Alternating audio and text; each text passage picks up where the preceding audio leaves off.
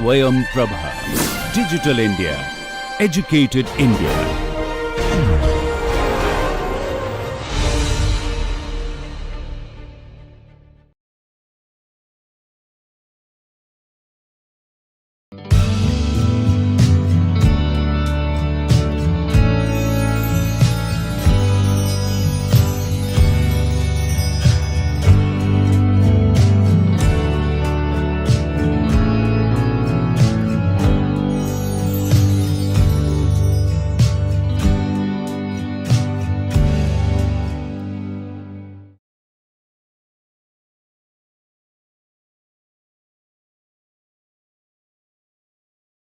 I welcome you all to the session of Thermal Engineering Basic and Applied. Today we shall discuss about the fuels of both SI and CI engines. We have seen that in internal combustion engine, chemical energy which is remaining stored within the fuel is converted to the internal energy of the gas inside the combustion chamber, and then that internal energy of the combustion gases rather is converted to the mechanical energy which is available at the crankshaft. So, this energy conversion we have discussed that the chemical energy is converted to internal energy of the gas, and that internal energy is converted to mechanical energy, and that is available at the crankshaft. Now, issue is fuel is needed, because our objective is to get some mechanical energy at the crankshaft, and to get that energy what we have understood is that we need to supply fuel.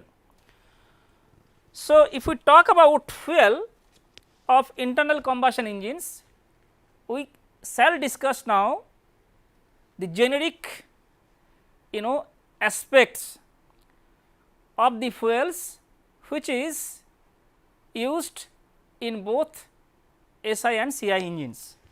So, if we write fuels,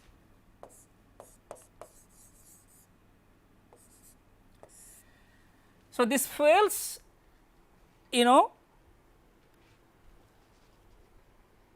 may be solid, fuels are solid, liquid and gaseous fuels. So, internal combustion engine can be operated using solid fuel, can be operated using gaseous fuel, also can be operated using liquid fuels. So, the fuels are classified into 3 different categories: solid, liquid and gaseous fuel. So, now issue is, if we use solid fuel for the internal combustion engine, there are a few issues. What are those? So, use of solid fuel presents a few issues, like we need to have complicated injection system and also the removal of solid residue or ash. So, if we are focusing on the solid fuels, then for solid fuels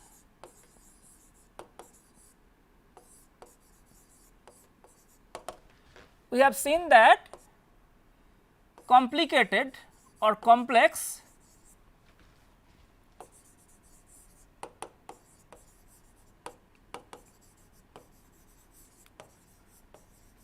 injection system and removal of residue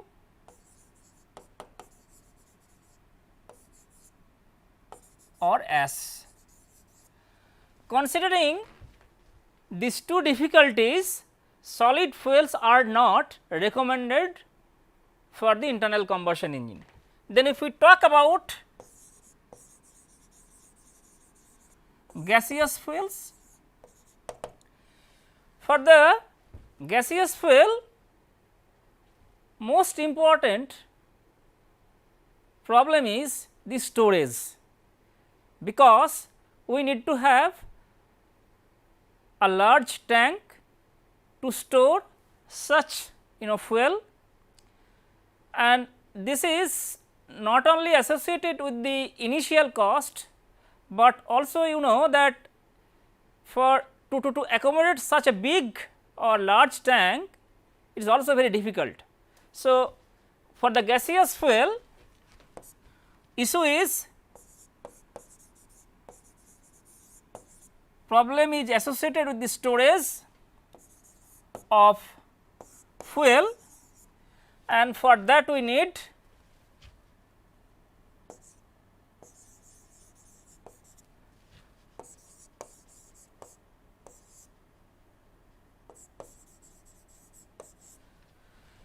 storage of fuel needs bulk tank. So, it is not so easy, but at the same time we also look at the favorable aspects of this particular fuel if we use for the internal combustion engine.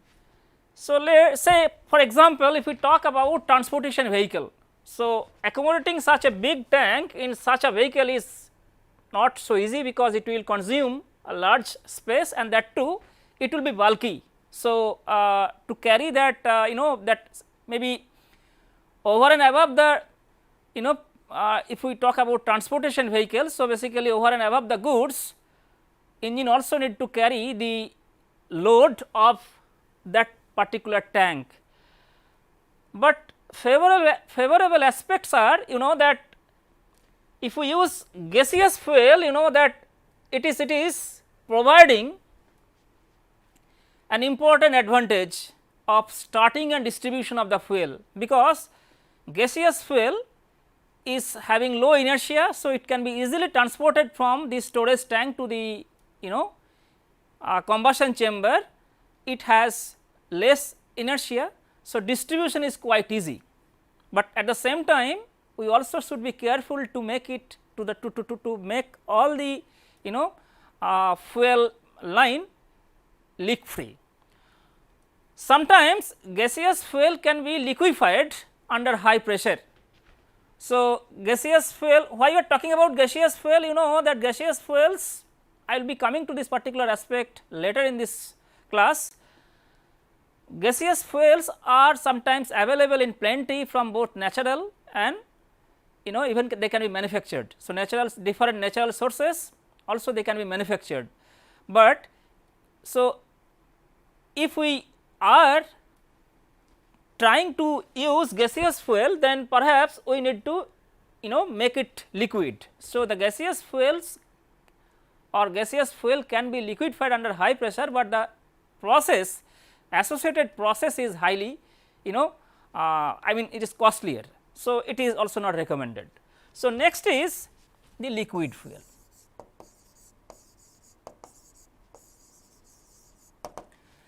So, liquid fuel that basically we can use gasoline. So, those are basically obtained from crude petroleum. So, gasoline, though concerning with the distribution of the liquid fuel is not easy as the gaseous fuel or gaseous fuel is having, because it is having inertia. So, we need to have some kind of pumping mechanism to have a proper distribution of the liquid fuel using fuel line, and that should be transported to the combustion chamber. Gasoline, that mostly SI engines, gasoline is used for the SI engines, and this gasoline, which is basically a mixture of several hydrocarbon components. So, this gasoline, if I now come to this particular topic, that is liquid fuel or gasoline.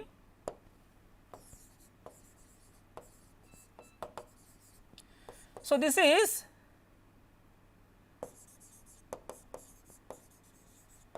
mixture of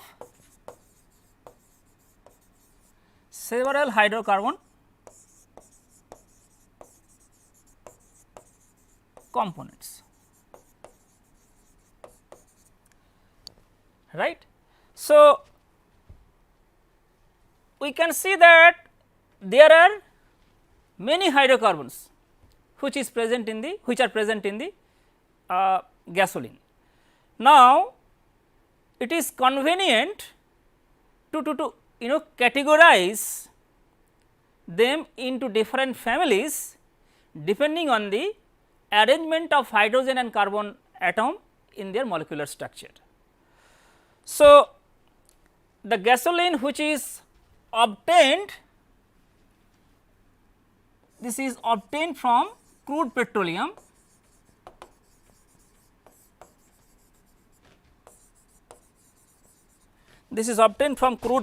and this it contains several hydrocarbons, hydrocarbon components rather, that I have talked about. So,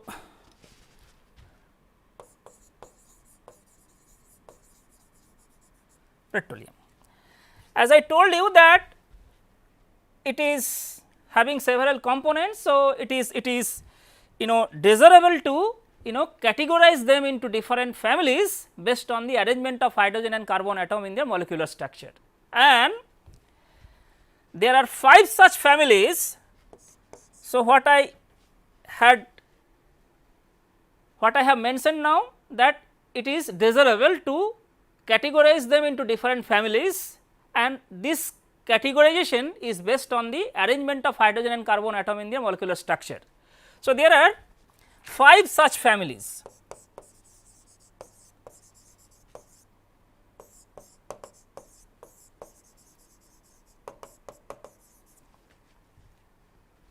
Right. So,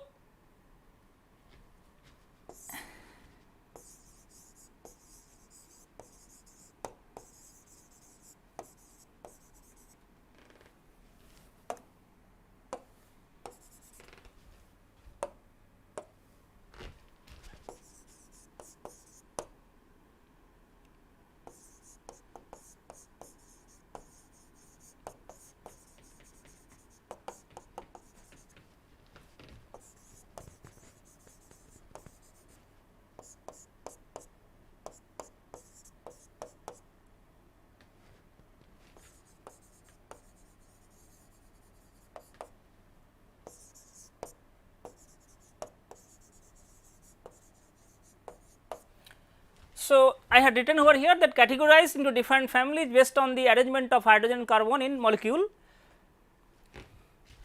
and there are 5 families. So, now these families is very important now to discuss. One is paraffin, number 2 is olefin,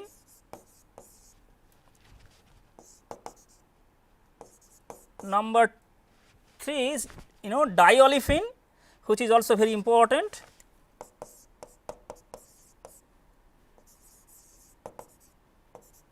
Number 4 is, which is very important, naphthalene,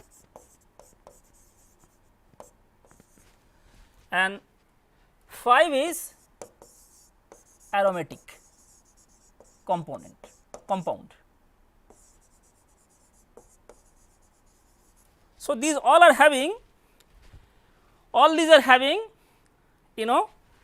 different chemical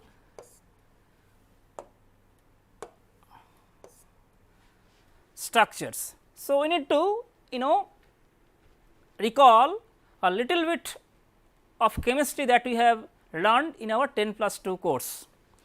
So, paraffin is the generic chemical formula is CnH2n plus 2. So, if I write in using different color, this is olefin is CnH2n,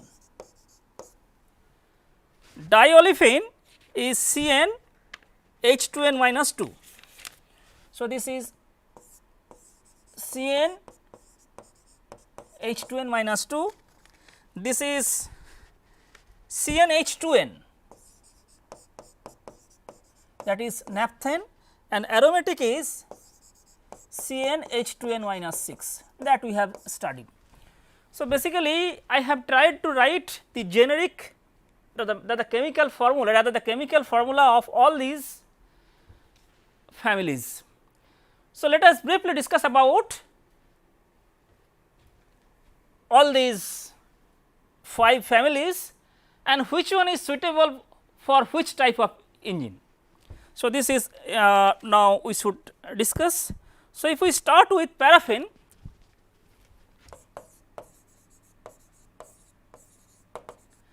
so this is Cn H2n plus 2, right. So, this is normal paraffin. So, this is normal paraffin, and example is say C4 H10. So, C4 H10.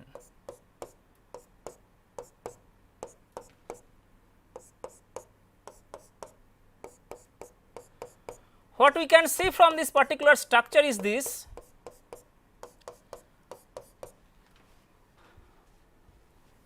the valence of all carbon atom is totally utilized. So, this is not unsaturated, this is saturated, and this is also stable. So, valence of each carbon atom, all valence, I mean we can see that are utilized, right. So, the valence of each carbon atom is fully utilized. The valence of each carbon atom is fully utilized, there is no double bond. So, this is saturated and also very stable. So, this is I am writing saturated because there is no double bond and also very stable. These paraffins are mostly used for the CI engine. Normal paraffins are used or preferable for CI engine. Why so? We shall be discussing soon. So, this is normal paraffin, and if we are coming to this is 1, this is 2. If we discuss about olefin,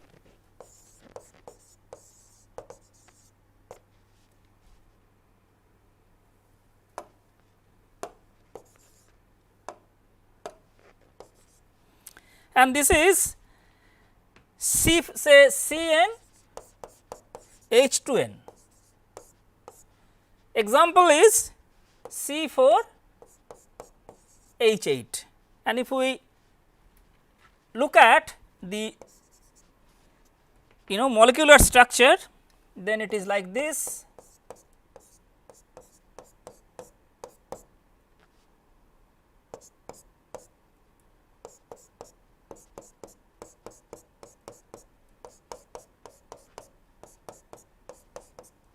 Right.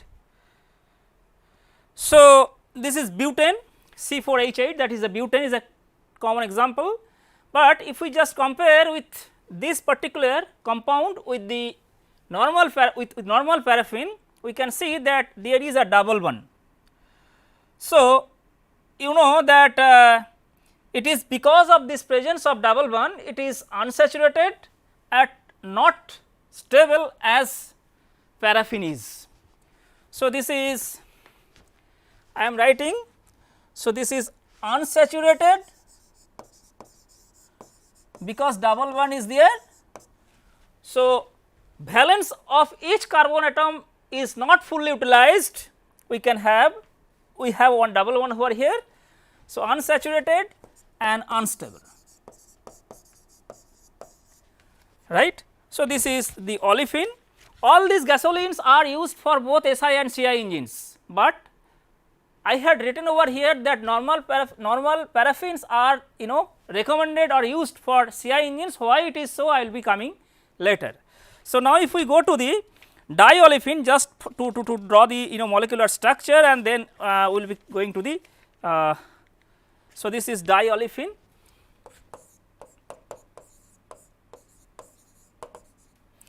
What is the chemical formula? CN H2n minus 2, say C4H6, right, butadiene. So, this is called butadiene, right, and if we that is if we write it. So, for the olefin we have taken an example like butane, for this is butadiene. I am not going to discuss details about chemistry. So, if we draw the their chemical structure, if we look at, then we will be fine.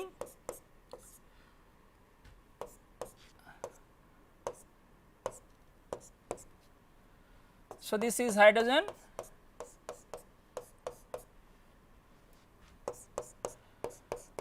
right. Now, so it is essentially having two double bonds, we can see from the structure. So, it is even more unsaturated than olefin and even more unstable, right. So, this is highly unsaturated, and this compound or hydrocarbon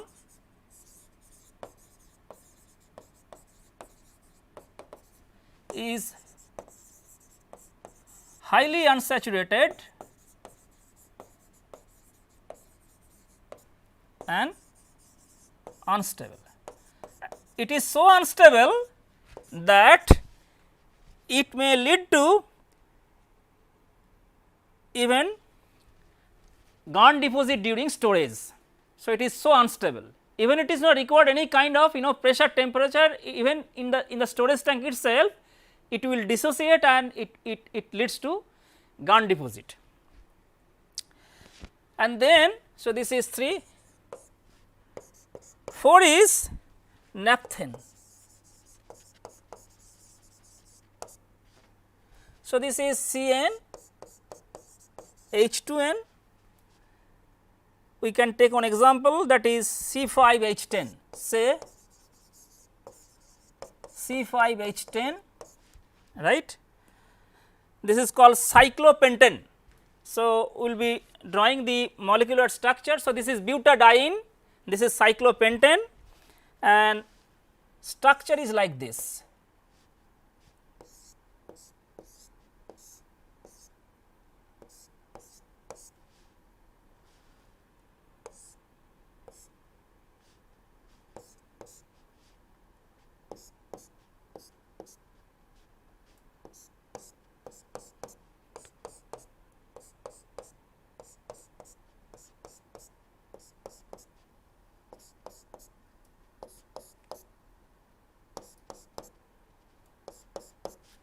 Right.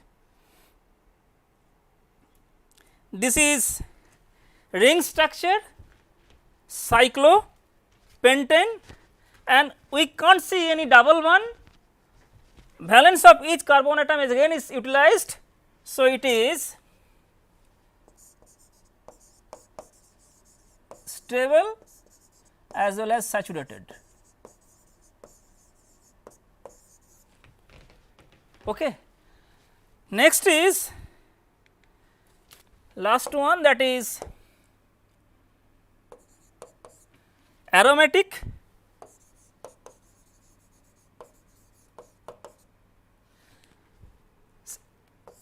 Chemical formula is CnH2n minus 6, say that is benzene ring C6H6, right. So, we had studied about this particular ring in our 10+2 course.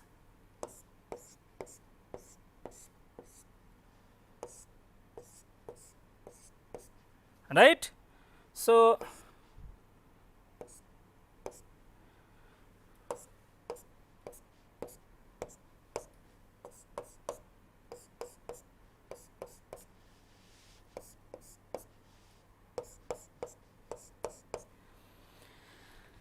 this is also ring structure. Now, maybe we can see there are 3 double bonds. So, if we have discussed about, we have already discussed about that the presence of double bond leads to unsaturation and makes the compound unstable. If that is the case, then here we can see there are 3 double bonds. So, this particular compound or hydrocarbon would be even more unstable and more unsaturated, but it is not like this. While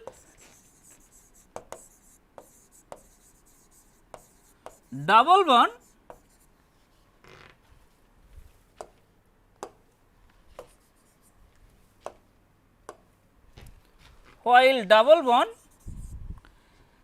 indicates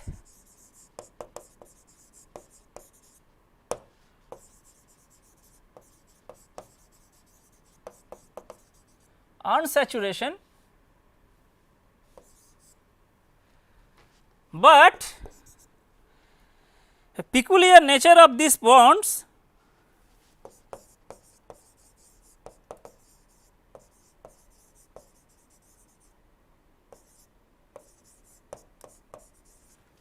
of these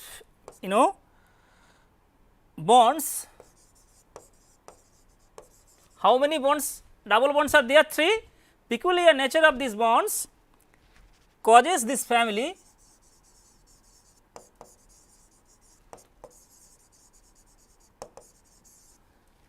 more stable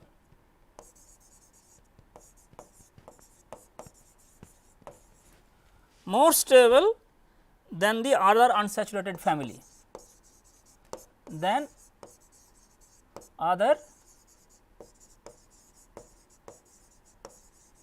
unsaturated families. Okay. A typical example is benzene, and these aromatics are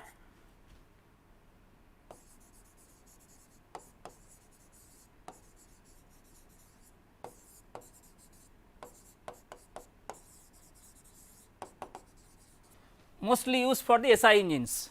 These are not preferred for the CI engines, but this aromatics or this particular structure, I mean hydrocarbon family is suitable, much more suitable for the SI engines.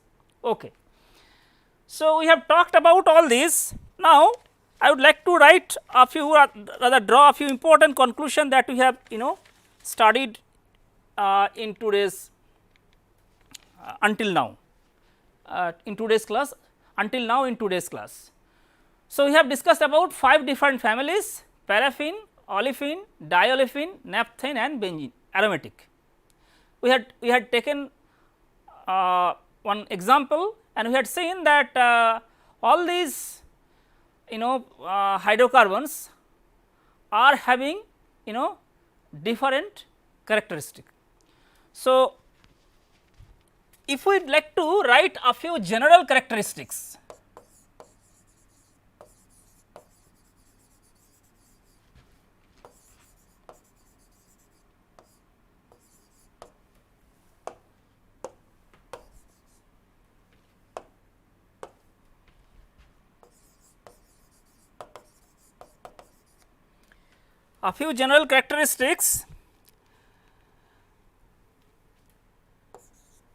exhibited by these families.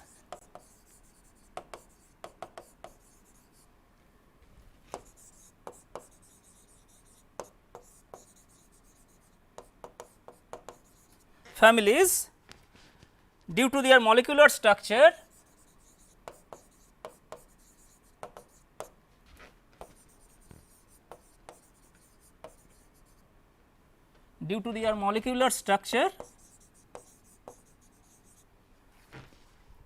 are written below.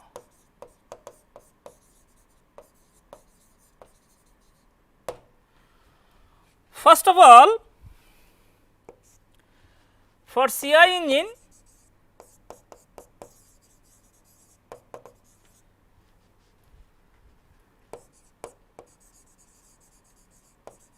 normal paraffin are better fuel and aromatics are least desirable.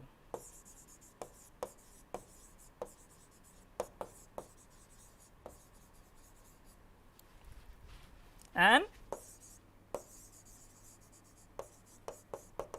aromatics are least desirable.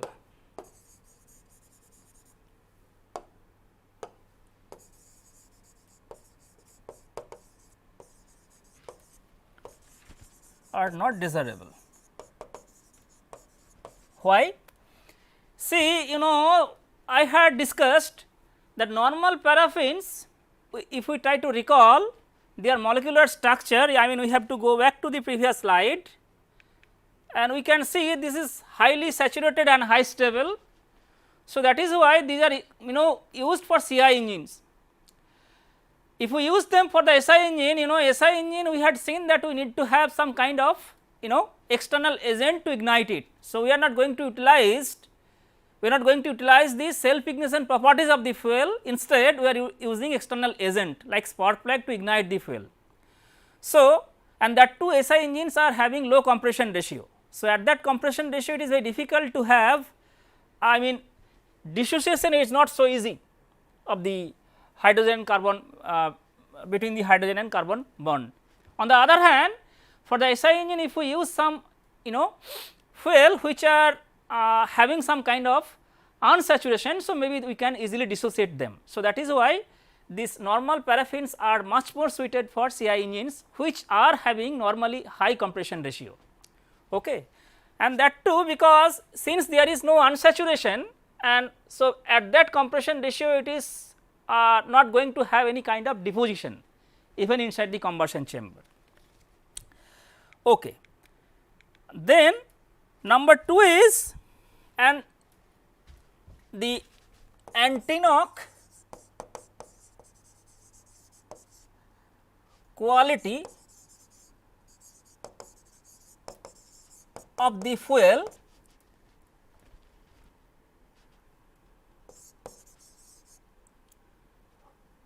when used in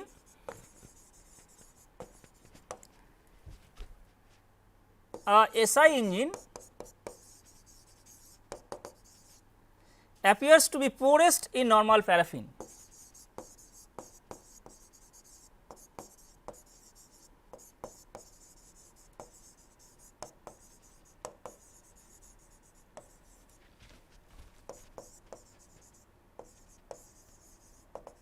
Right. To this end, aromatic offers promising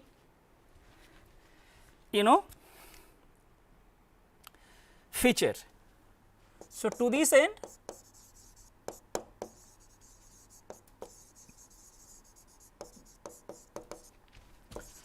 aromatic offers best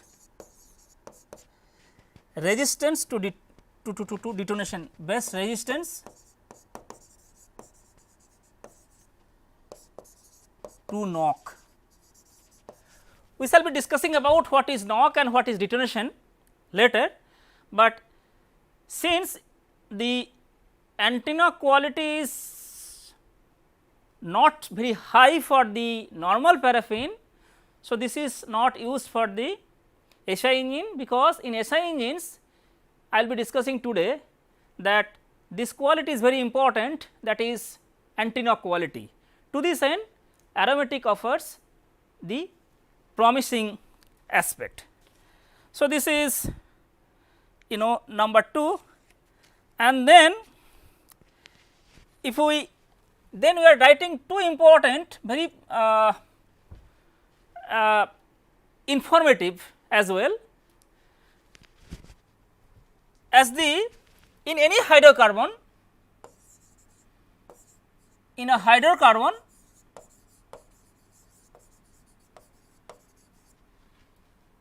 if the number of carbon atom increases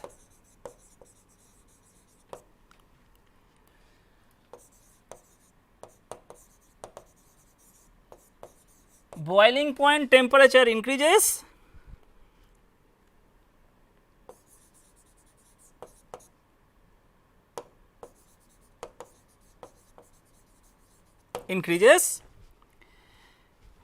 right. So, from this we can draw a conclusion. So, basically when we will be selecting a particular hydrocarbon for any particular type of engines, it is important to recall that if in that particular in the molecular structure of that particular hydrocarbon, if the number of carbon atom is more, then boiling point temperature will more. If that is the case, then the fuel will be less volatile. Okay. So, that means it is very important. That means I can write over here the fuel with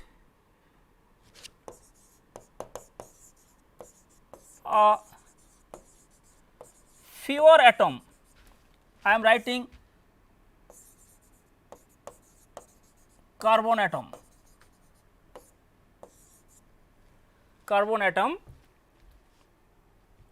tends to be more volatile.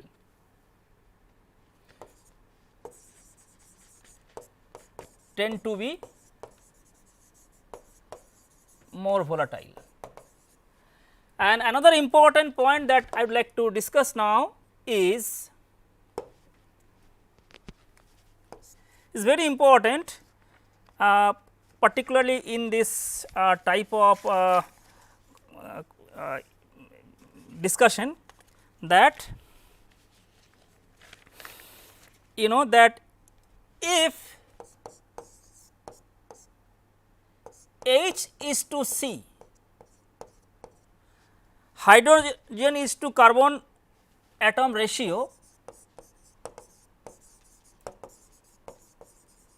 increases in the hydrocarbon,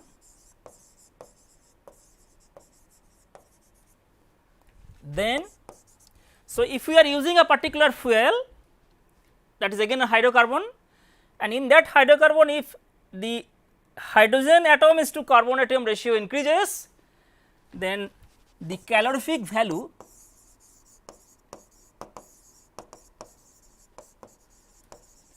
of fuel will be higher. This is quite common because you know that means the calorific value of the fuel will be higher. So, we will be getting more. So, the energy content within that hydrocarbon is more, that is very important, right. So, if the ratio of hydrogen is to carbon atom is more, that it simply indicates that the calorific value of the fuel will be high. So, as if it is giving an indication that the energy content within the fuel is more. So, we have talked about several families, as we had mentioned that gasoline is basically a mixture of several hydrocarbon components, and it is desirable to categorize them depending on their structure, molecular structure, and we could do it. And we had seen that selection of a particular fuel for any particular type of engine is having some arguments, and that we had tried to discuss. So, now we will discuss about an important that point, that is self ignition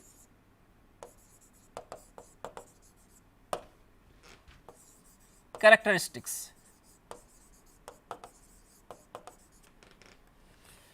So, what is self ignition characteristics is very important. Now, if we discuss about this self ignition characteristics of fuels,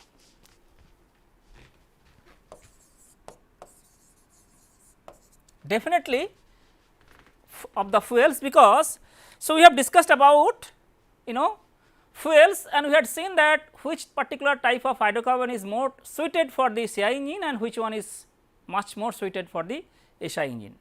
Now, what is self ignition characteristics, because we need to know what is self ignition properties. So, if we try to recall, in one of the previous classes we have discussed about that for the SI engine, you know that we are going to have an external agent, and that is the spark plug. So, at the end of the compression stroke, the thermodynamic state of the mixture is not sufficient enough to auto ignite or self ignite, and for that we need to have a spark that would be produced by a spark plug, and it would be having an electronic circuit. So, question is, if you are going to use any particular type of fuel for SI engine, why not to look at this particular property or character, this particular self ignition property of that fuel. So, while selecting a particular type of fuel, self ignition property is also equally important, and that is what should be understood.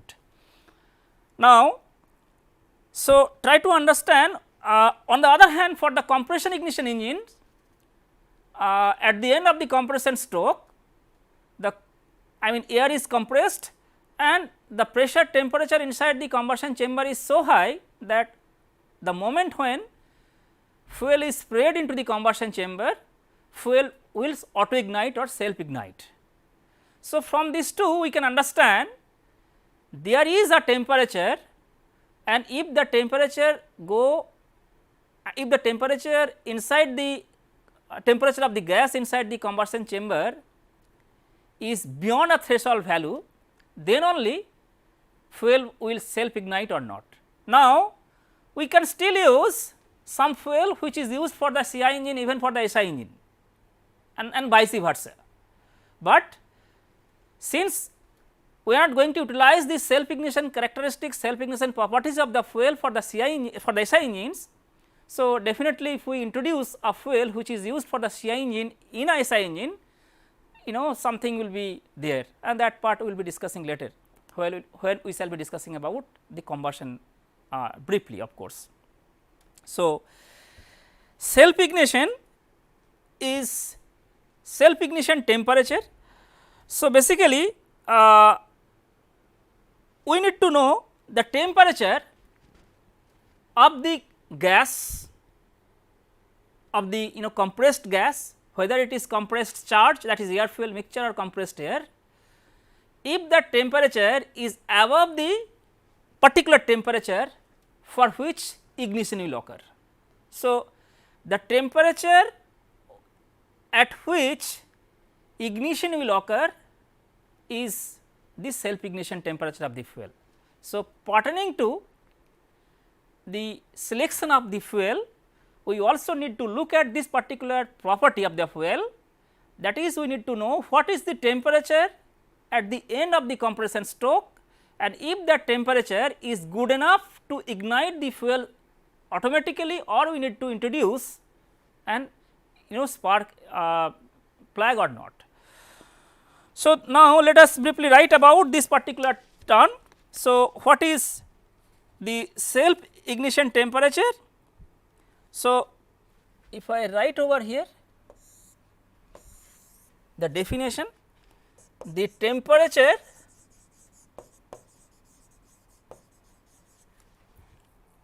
above which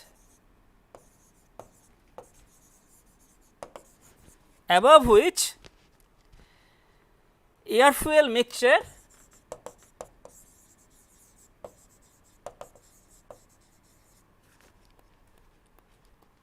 will self ignite or not.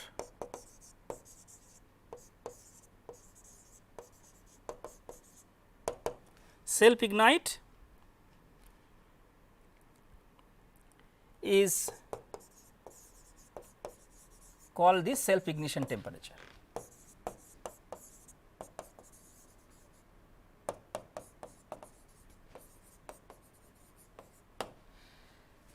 whether it is a SI engine or CI engine, even for the SI engine we are supplying air fuel mixture through the intake manifold, but for the CI engines we are supplying only air, but at the end of the compression stroke we are supplying fuel. So, essentially we need to ignite the air fuel mixture, not only the pure fuel. So, fuel will ignite, but it will ignite the air fuel mixture because it is homogeneous mixture. So, the temperature above which this air fuel mixture will self ignite is the self ignition temperature. Now, why it is so important? You know that important is, if we do not know this particular property and we are supplying to say if we consider CI engine. For the CI engine, if we supply a particular fuel and if we assume that the self ignition temperature of that fuel is so high that the temperature at the end of the compression stroke is not sufficient enough to ignite the fuel, then what will happen? Combustion will not be completed, we are not going to get enough power. So, it is something not a desirable situation. So, it is very important. On the other hand, if we provide a fuel to the SI engine, rather we are supplying a particular fuel to the SI engine, and if the self ignition temperature of the fuel is so less, then maybe before we switch on the spark plug, the fuel will self ignite, and if that fuel will self ignite, then what will happen, you know, that there will be a chaotic rise in pressure inside the combustion chamber, and that particular situation will lead to the development something abrupt pressure as well as audible noise, and that is the knock. So, self ignition temperature is equally important for both the engines. If it is the fuel which is being supplied to the SI engine, if that particular fuel is having low self ignition temperature or SIT, I am writing over here this SIT,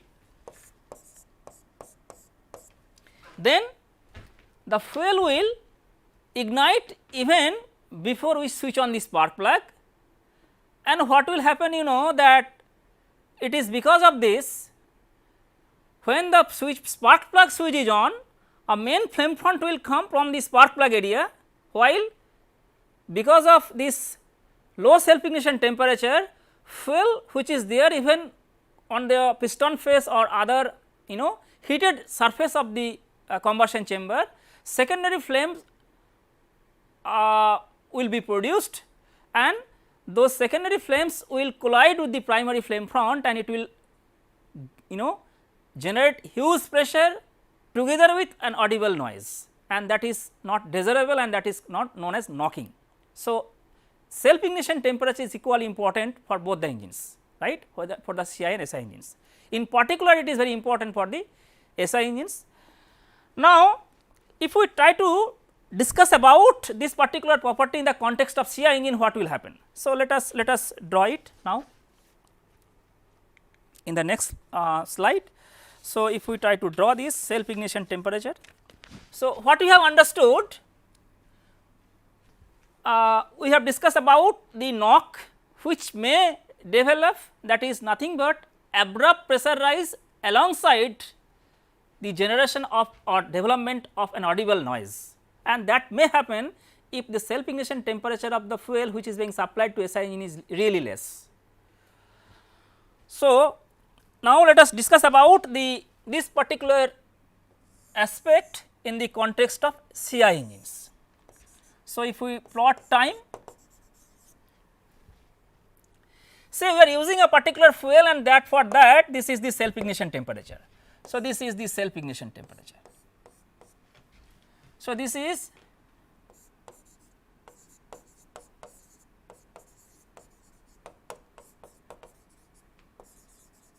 self ignition temperature line. So, I am writing this is SIT and this is temperature. So, temperature versus time in this plane, if we use, so if we are this is compression heating, right. So, this is compression heating, right, and this is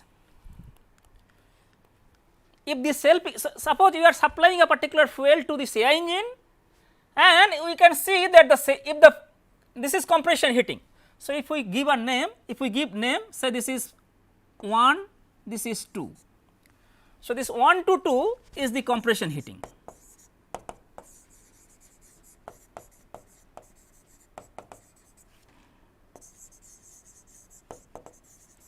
Now, we can see it is because of this compression heating, rise in temperature is so that it is even less than the self ignition temperature, and it will not, the fuel will not auto ignite or self ignite, and it will just simply cool off. So, combustion will not be there. If we use another fuel, and if the self ignition properties of that fuel is such that even in the compression heating, it temperature will be like this, right, and it will, so this is 2 prime and this is 3, this is 3. Now, so this is the, so now this is the point 2 prime is the self ignition.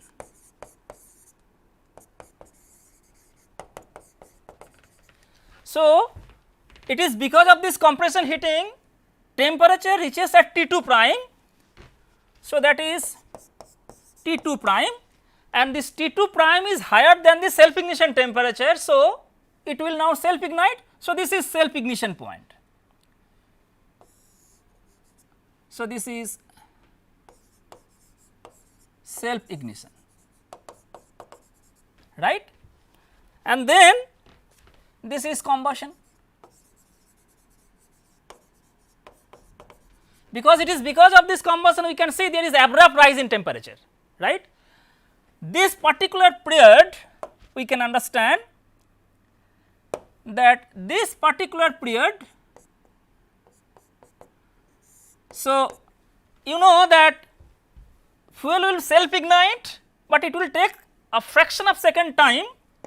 It will take a fraction of a fraction of a second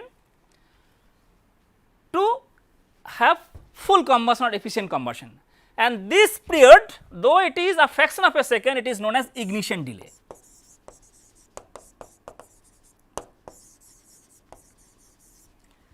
So, this ignition delay has two components, one is physical delay,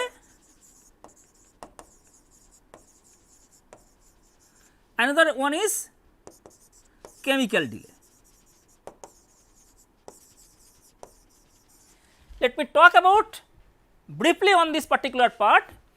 So, even if the temperature of the fuel or temperature of the air fuel mixture due to compression reaches at T2 prime, which is above the self ignition temperature of that particular fuel, but combustion will not start exactly at T2 prime, it will take some time, and that time is a fraction of a second, and combustion will eventually start at 3, and then it is the temperature rises like this, abrupt rise in temperature.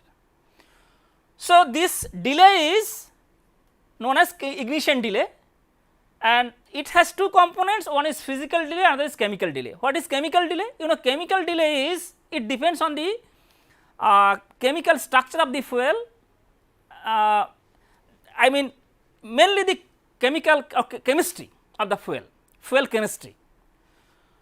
As we have talked about, it depends on the number of hydrogen is to carbon atom, presence of double bonds, so many things.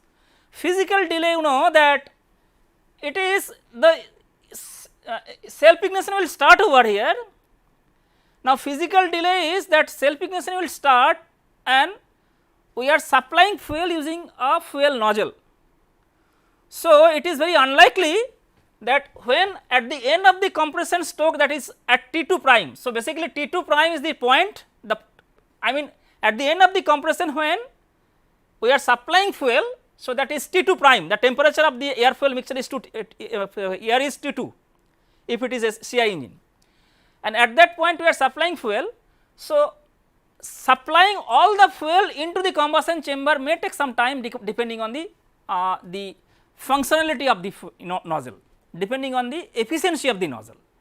So, nozzle is again a mechanical device. So, it will not be perfect as it is under use. So, it will take certain time to spray the amount of fuel inside the it will take certain amount of time for spraying certain amount of fuel into the combustion chamber.